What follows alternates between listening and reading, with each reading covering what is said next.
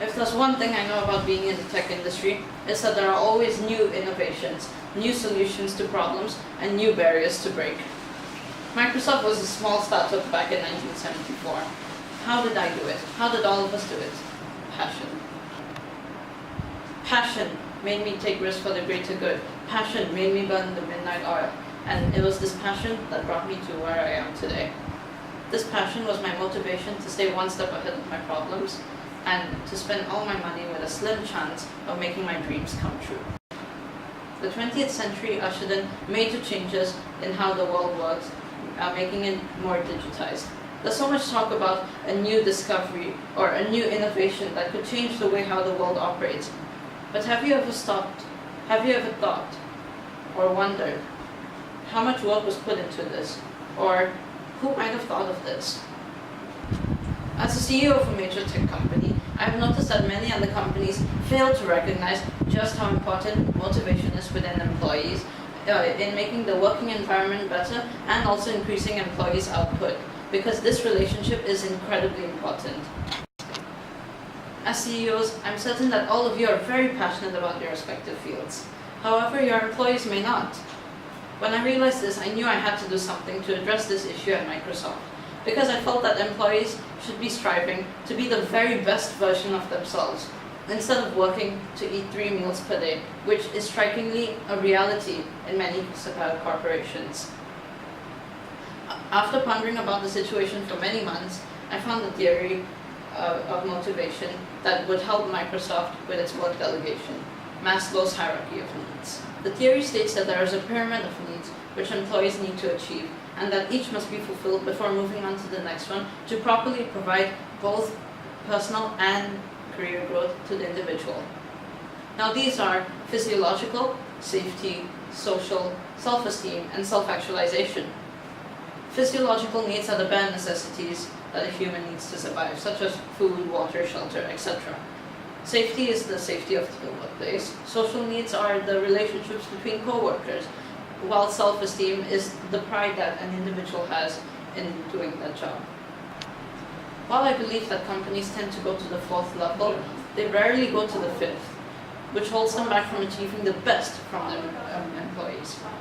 Now, self-actualization is the process of bringing out the most of an individual in such a way that they gain the capability of handling unexpected circumstances if and when they fall upon them, because they always will. Now, implementing this requires an effective system in which employees and employers can regularly communicate at ease. At Microsoft, we believe that self-actualization is the core of what makes us successful. Naturally, we take measures to ensure this. For example, Microsoft regularly sends new recruits for types of training, such as induction, off the job, and on the job.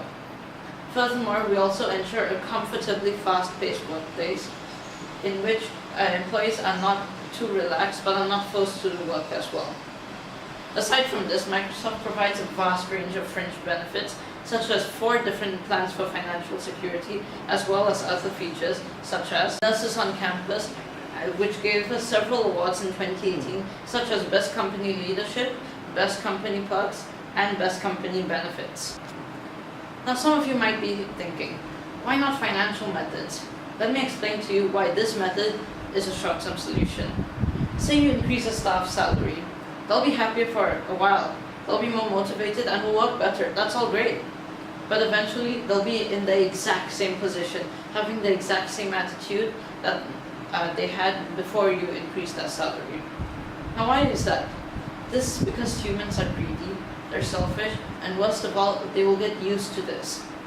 So you will have to constantly increase that salary, which is not sustainable for the company. In other words, employees are donkeys and money is carrots.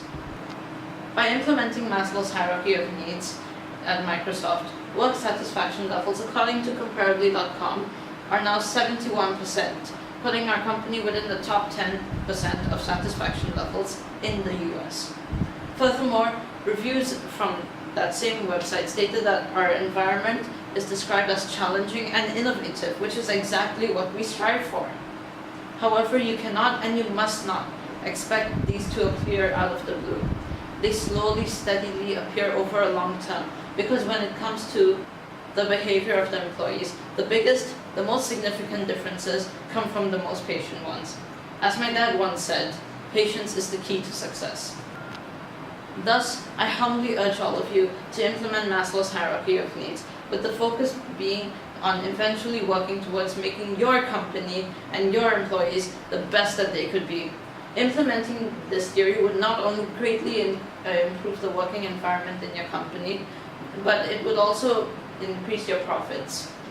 Furthermore, you could change the way how people look at your work, and with this, I wish you and your businesses, and most importantly, your employees, the best of luck. Bill Gates, everyone.